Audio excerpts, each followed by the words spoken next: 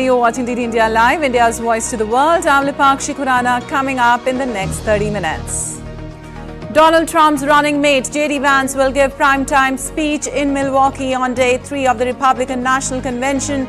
Trump's son, Donald Trump Jr., is also expected to make an appearance.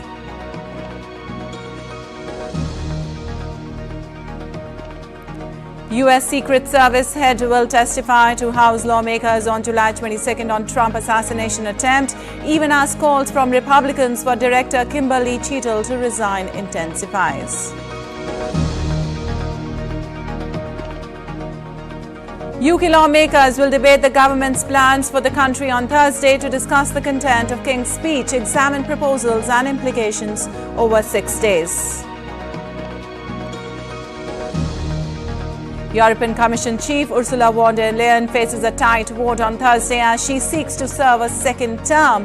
Italy's Meloni among non-supporters. EU could face political deadlock if she is not approved.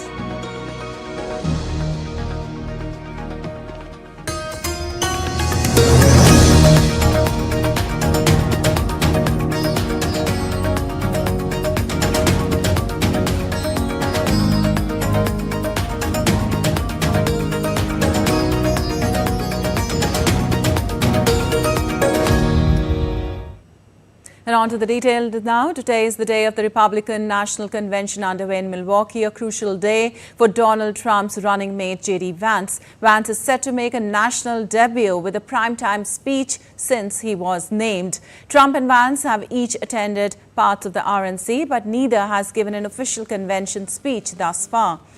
Today's RNC theme is Make America Strong Once Again, with a focus on military and foreign policy. His speech will likely be the 4-day convention's most watched moment before Trump, 78, speaks on Thursday night.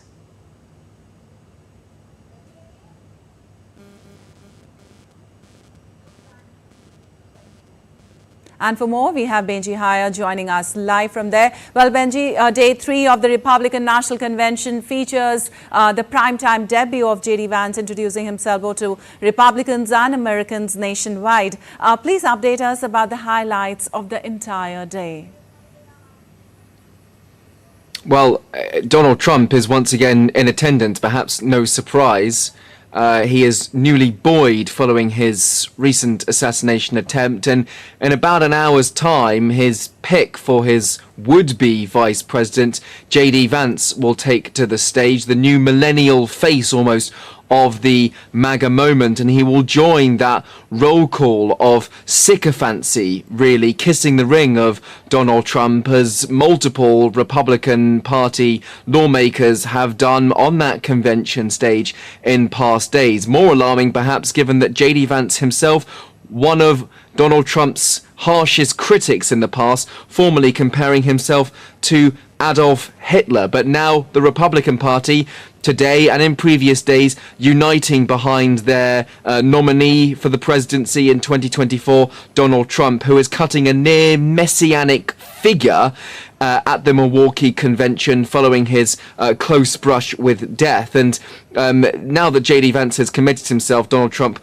rewarding Mr. Vance with that vice presidential pick, a man who cherishes loyalty, so it's perhaps no surprise in that regard. It'll be interesting to see, I suppose, whether Mr. Vance will strike a more uniting tone and try to bring the country together. In the immediate aftermath of Donald Trump's shooting, he immediately blamed Mr. Biden, Joe Biden, the president of the United States, for that incident. This, though, is a chance for him to introduce himself to the Republican Party, to the American public at large. A new poll out shows that roughly 4 in 6 Americans say they don't really know enough about J.D. Vance, who only became a senator in 2022, to form an opinion of their own. And in this poll, only 2 out of 10 Americans had a favourable view of him. This is a man who had a broken childhood. It was a story of a childhood, a best-selling memoir, a film that connects him to blue-collar America. That is a stark contrast from the experiences of his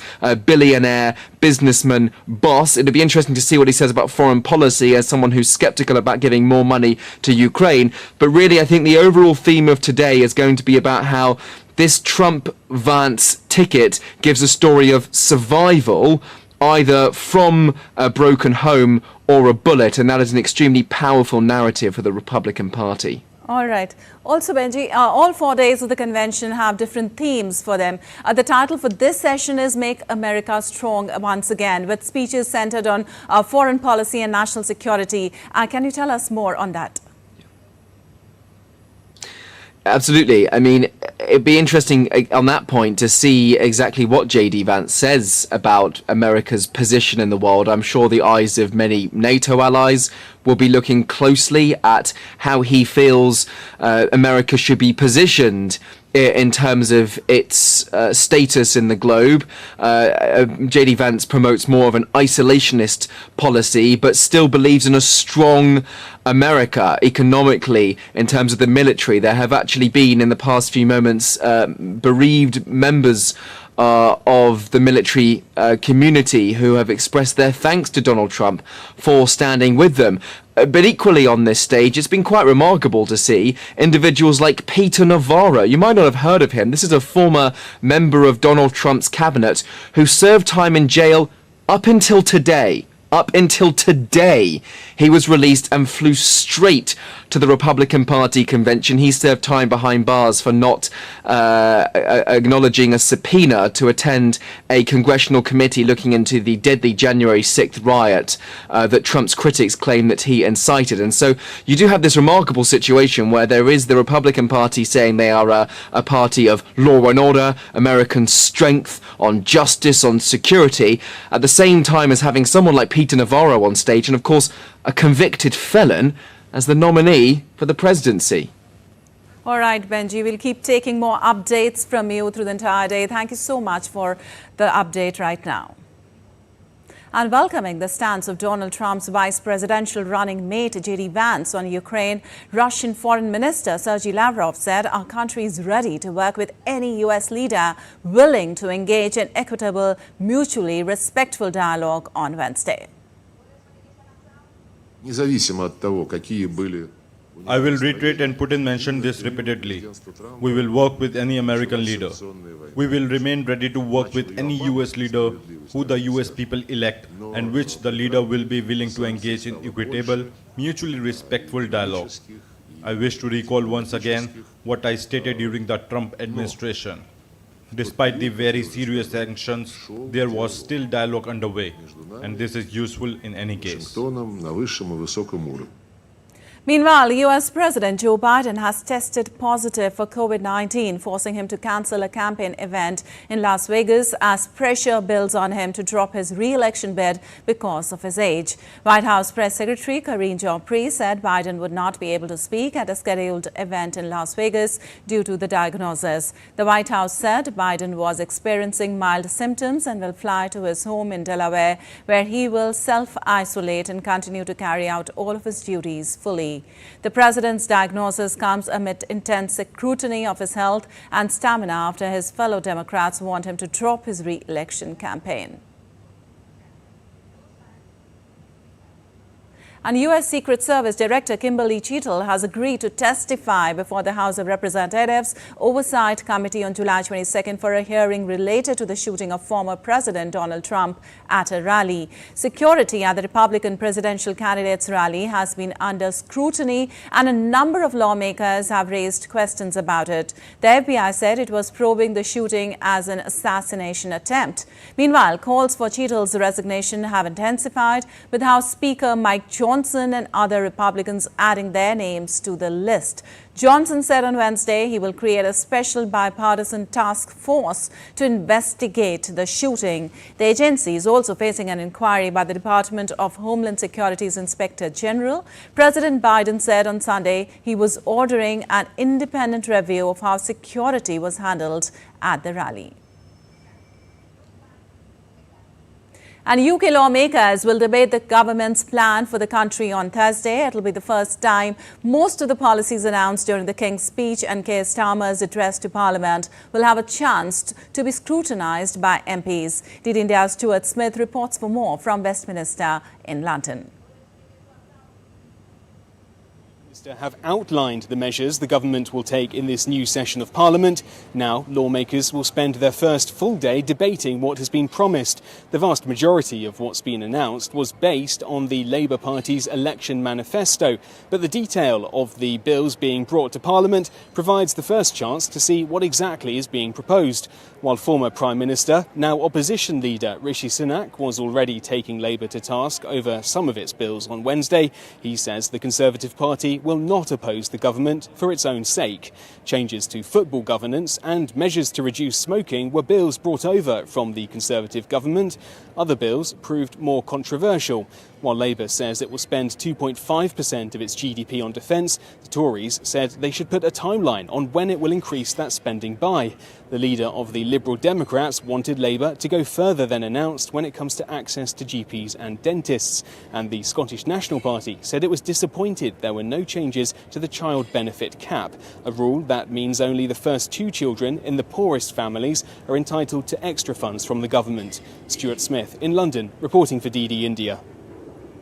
And British Prime Minister Keir Starmer met his Irish counterpart Simon Harris at the British government's Chequers country residence on Wednesday. The meeting comes ahead of Thursday's European Political Community Summit at Blenheim Palace, Oxford, where European leaders will gather and discuss shared challenges such as Ukraine and migration. Early on Wednesday, Britain's new government said it would scrap an amnesty scheme for ex-soldiers and militants involved in decades of violence in Northern Ireland. Harris, who took office in April, has called for a great reset of ties with Britain, which have been fractious in recent years.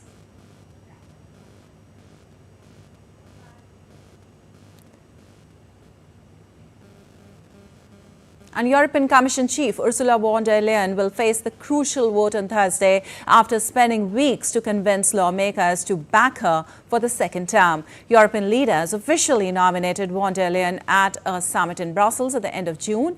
Road looks rocky ahead, with many saying they still have not decided whether to support her. One among them is Italian Prime Minister Giorgia Meloni. Von der Leyen angered her when she struck a backroom deal with fellow Conservatives, Liberals, Greens and Socialists. The tricky part is Meloni heads the hard-right European Conservatives and Reformist group of MEPs, whose 78 votes could prove critical to von der Leyen's fate. In whole, von der Leyen needs to win over a majority of the European Parliament's 720 lawmakers on Thursday to secure the second term. Should she fall, officials in Brussels have made it clear that there is no plan B if von der Leyen is not confirmed in her role.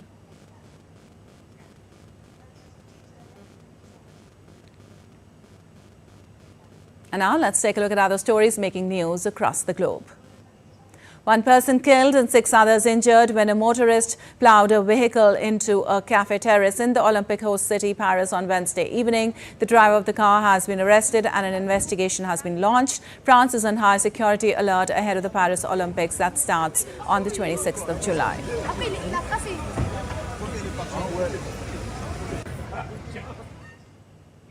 A towering Stegosaurus dinosaur fossil standing at 11 feet tall and 20 feet inland sold at Sotheby's, New York on Wednesday for a record-breaking $44.6 million, making it the most valuable fossil ever sold at auction. The auction represents a significant milestone as it marks the first time an auction house has been involved in bringing a dinosaur specimen to market right from its discovery. An aircraft that had made an emergency landing on an Argentine mountain was rescued successfully. The aircraft had to land on a frozen lagoon in the province of Chubut on June 29th due to technical problems. Its operator was rescued a day later.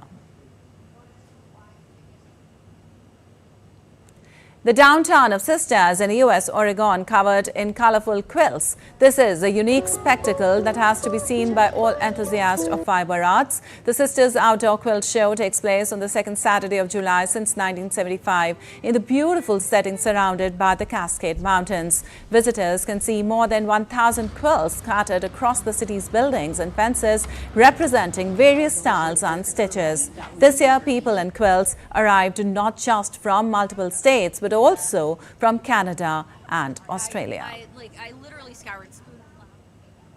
And still to come in this edition of DD India Live. Indian Navy rescues 9 personnel, including 8 Indians from capsized Falcon vessel off Oman. Search and rescue continues in challenging weather conditions.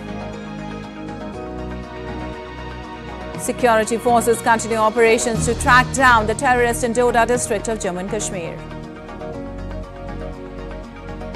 And in tennis, Sumit Nagal to face Argentina's Mariano Navone in the men's single round of 16 in Sweden Open.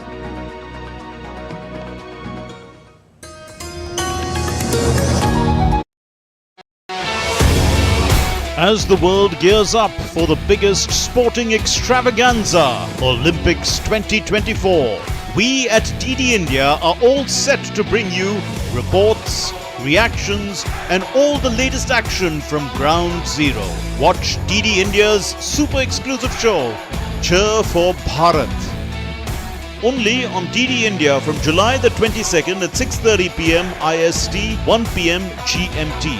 Get ready to cheer for Indian athletes at the Paris Olympics 2024.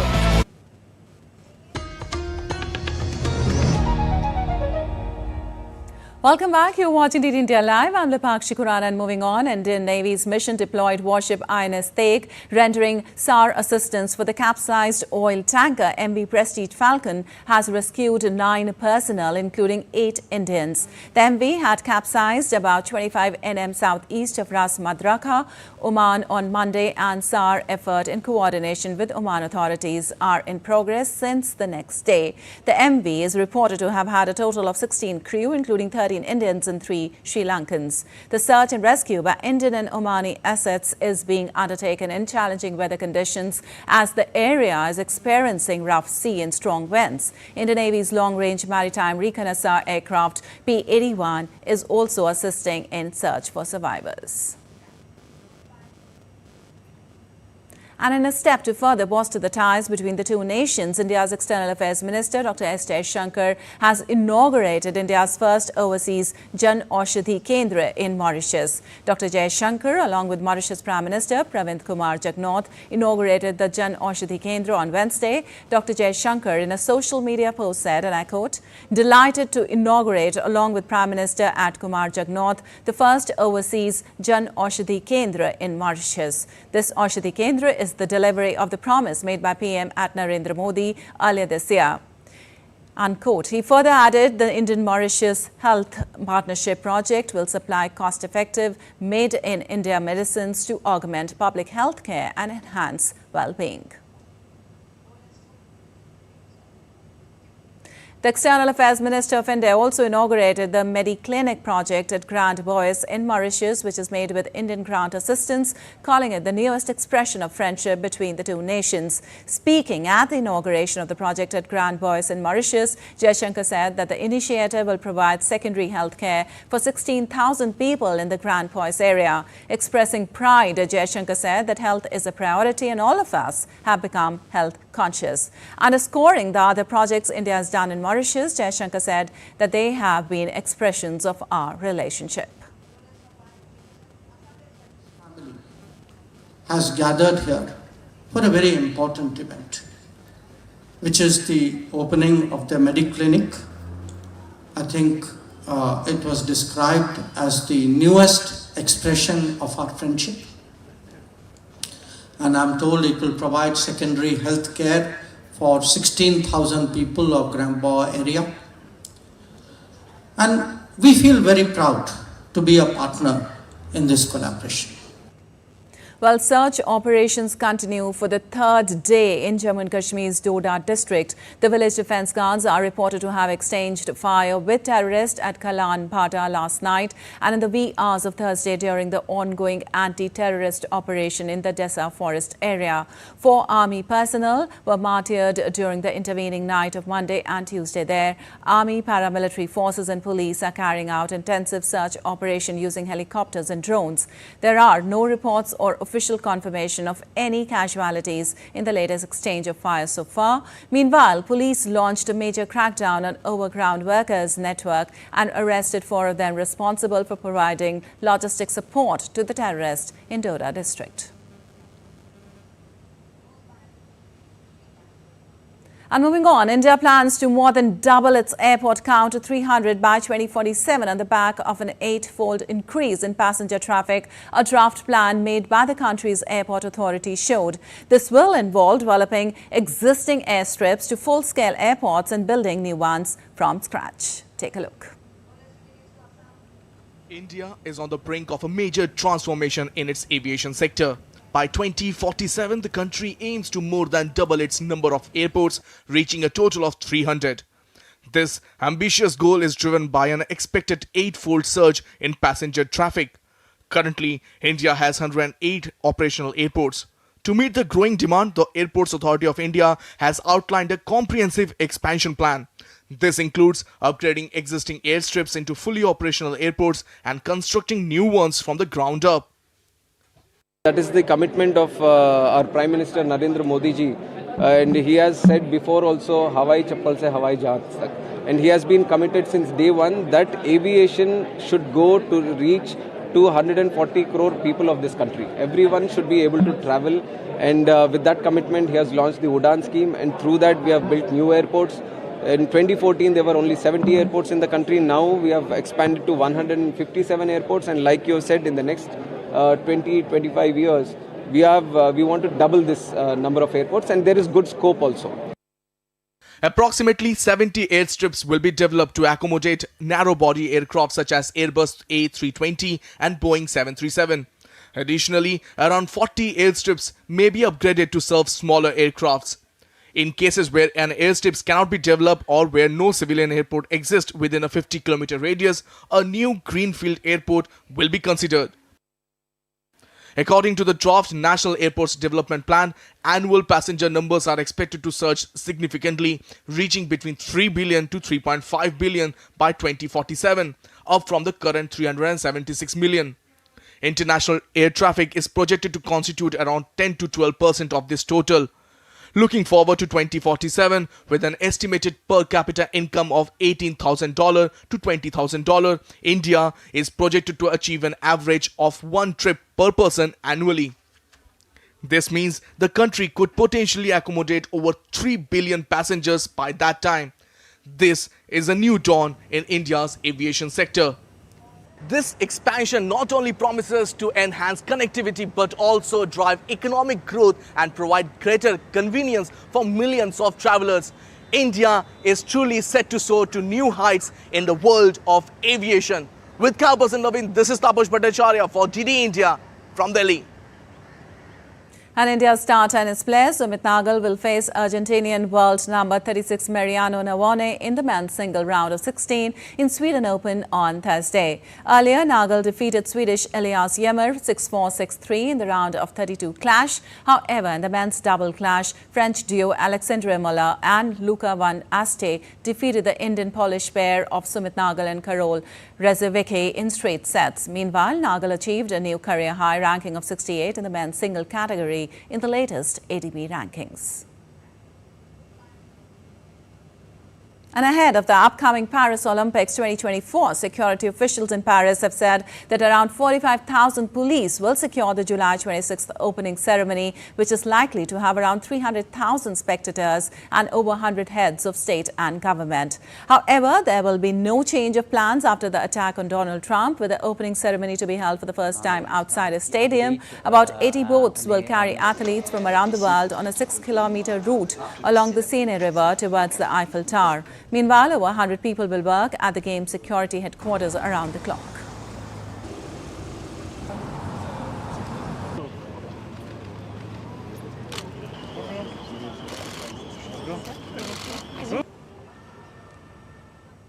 All right, that's all for this edition of DD India Live. But let us know your thoughts on the news of the day. For those on the go, you can get all the latest news and updates from India and across the world on the DD India mobile app. The app is available on both Android and iOS platforms. Scan the QR code on the screen to download now. We'll be back with more news as it breaks here on DD India. I'm Lipakshi Kurana from all of us here in Delhi. Thanks for watching DD India Live.